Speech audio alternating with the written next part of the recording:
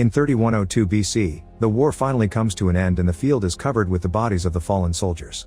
A warrior known as Ashwatthama gathers all his power and shoots it at the princess to try to kill her unborn child. At that moment the legendary Lord Krishna appears and scolds him for his actions, so Ashwatthama tries attacking him. However, Krishna easily overpowers him and punishes Ashwatthama by removing the divine gem from his forehead, cursing him to be immortal inside a rotting body. His redemption will only come when he protects the woman carrying the god Vishnu's 10th reincarnation. 6,000 years pass and it's now 2898 AD. After decades of wars and pollution, the world is a post-apocalyptic nightmare. Kashi is the last standing city, ruled by a totalitarian 200-year-old god king called Yaskin. He lives in the complex, an inverted megastructure that hovers above the city and extracts the planet's resources to provide for the rich. Any person that can pay 1 million units gets to live in luxury in that gated community while the city suffers in poverty. When a truck arrives bringing a bunch of prisoners, a guard scans all the women to check if they're fertile. Even if they're little girls, every fertile woman is taken to the complex to be used in Project K, an experiment that wants to lengthen Yaskin's life with a serum made from artificially inseminated fetuses. However, no woman has ever survived more than 120 days of pregnancy. When a father protests because his daughter is being taken away, the guards just strike him down. A boy tries asking for money in exchange for another girl, but when he turns around Raya is already running away. Suddenly she's caught by Rumi, who takes her to a secret spot where he reunites with the rebels from the hidden city of Shambhala. There they meet a pregnant woman named Divya and Rumi uses a special stone to test her womb, however it doesn't light up, which means her baby isn't Vishnu's reincarnation. At that moment they're attacked by the guards known as raiders, who descend from the ceiling and quickly open fire. In the struggle, the stone falls and breaks, so Raya picks up the inner piece. While the rebels drag Raya away, Rumi kills a raider with his staff and tries rescuing Divya, but they're both captured. Moments later the duo is taken to the complex, where Rumi is attacked by a big beast. Commander Manas stops the animal and threatens to kill Divya if Rumi doesn't tell him Shambhala is. Divya points out she'll be killed either way, so Rumi shouldn't talk, and Manas shoots her on the spot. Rumi tries to give a speech about the wrath of the gods, however Manas shoots him to kill him too. Meanwhile the raiders chase after the remaining rebels and a shootout ensues on the streets. When the raiders surround Luke and open fire, their shots are blocked by an AI car named Bujji and her driver the bounty hunter Bhairava, who falls asleep as soon as he makes his big entrance. When the raiders tease him with more money if he fights, Bhairava plays some music on his boots, does a few dancing moves, and throws a small explosive that makes the raiders fall. However, it's just a light trick and the angry men shoot him, only for Bhairava to disappear because he's just a hologram. It starts reappearing at various spots, causing the raiders to attack each when they try to get him. When the real Bhairava finally shows up, he breaks a man's special suit which sends him flying against a bridge. The last standing raider hits Bujji, so Bhairava punches him so hard the guy flies through a building. More raiders appear on the bridge and capture Luke with a rope, so Bhairava uses his special boots to make a big jump and kick the raiders off the bridge. One of the soldiers quickly climbs back and starts fighting Bhairava while a second raider arrives to help. Together they grab Bhairava and push him through a wall, landing inside a movie den.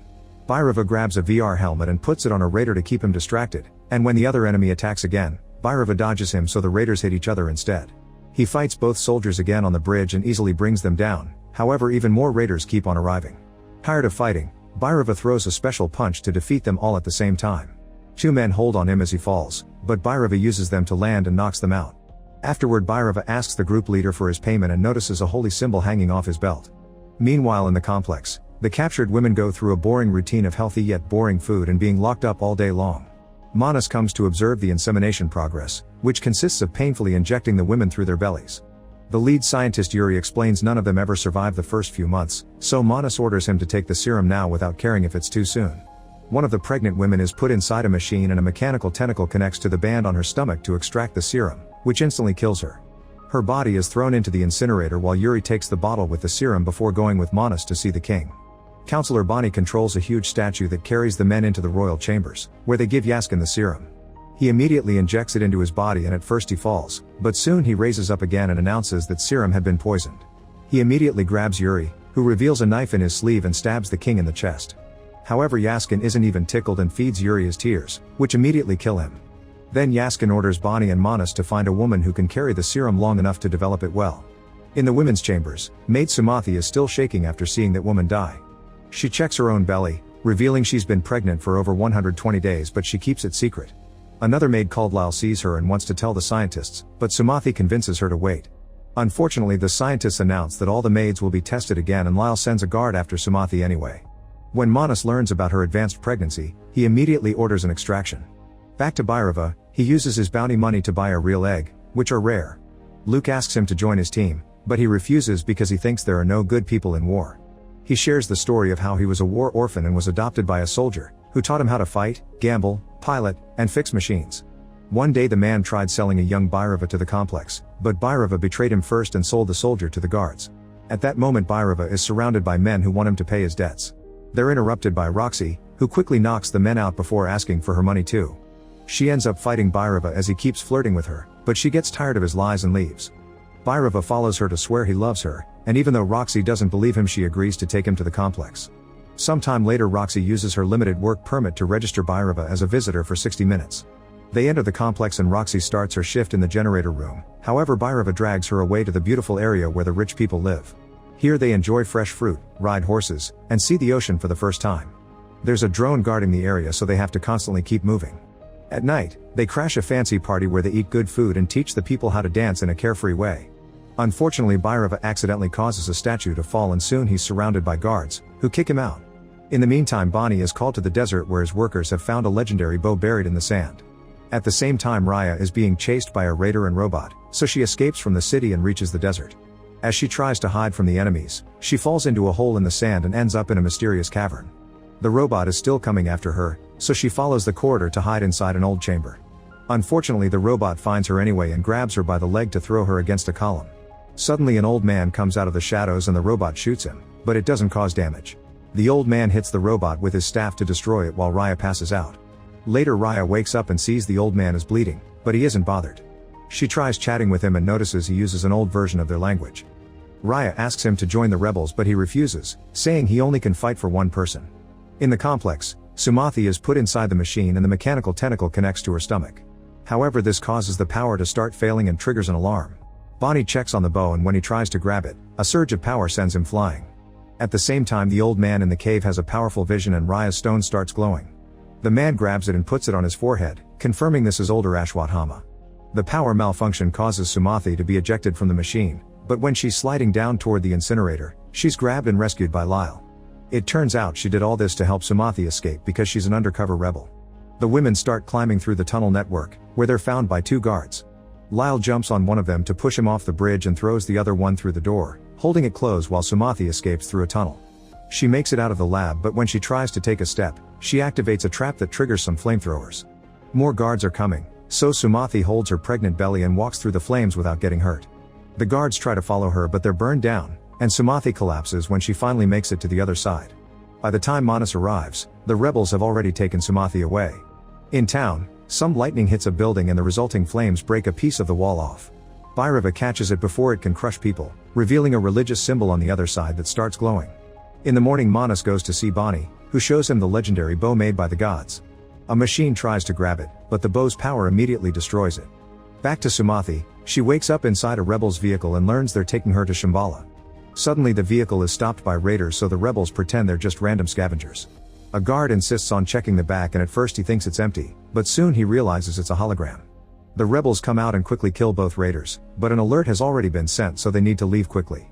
The alert is received by Bhairava, who immediately heads into the desert to hunt down the rebels for the bounty.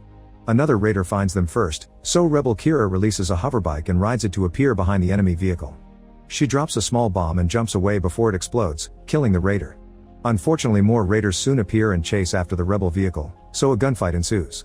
Kira tries speeding up to catch up to them, but she crashes and her hoverbike is destroyed. A raider manages to jump inside the rebel car and knocks Aju out, but before he can hurt Sumathi, Kira jumps on the raider car and swings in to fight the guy. A hand-to-hand fight begins and after a few hits, Kira manages to push the man off her car. However, the raider uses rope to catch Kira's leg and tries to drag her out too. Sumathi catches her just in time and Aju comes to help, but Kira says goodbye and lets go of their hands. When she's close enough to the raider car, she causes an explosion to bring them down and dies in the process. Minutes later Bhairava also arrives, but he's being followed by a collector who wants his money back. The man keeps pushing his car against Bhairava's, so Bujji transforms into an aircraft to get away faster. Sadly she malfunctions and they crash, so she has to become a car again. Meanwhile a bunch of drones follow the rebels, who open fire to bring them down. One of the drones crashes against a huge statue and breaks its hand, which falls and blocks the road. The raiders surround the rebel car and shoot down Aju, but before they can do more Raya appears with Ashwatthama. The soldiers open fire, however their shots can't hurt Ashwatthama, who jumps in and starts fighting them. His strength allows him to bend the weapons and pick up all the raiders at the same time, defeating him in seconds. Once all the enemies are down, Ashwatthama kneels in front of Sumathi because she's carrying the god's next reincarnation. At that moment another raider fires at them and Ashwatthama rips off a piece of metal to use as a shield. As more raiders arrive, Bhairava also shows up and quickly brings all of them down in just a matter of minutes. Then Ashwatthama grabs him and throws him on the ground, so Bhairava uses his hologram device to create copies of himself. At first they effectively distract Ashwatthama, who soon catches on and uses his power to find the real Bhairava. Ashwatthama easily overpowers him and barely moves to win the fight, so Bhairava takes out special handcuffs to capture Ashwatthama's hands. A furious Ashwatthama hits Bhairava with them before making them explode with his power, then the fight starts again. Bhairava is easily overpowered once more and when Ashwatthama is about to kill him, he gets hit by Bujji. The car tries hitting him a second time, however Ashwatthama stops her with his foot and quickly destroys her.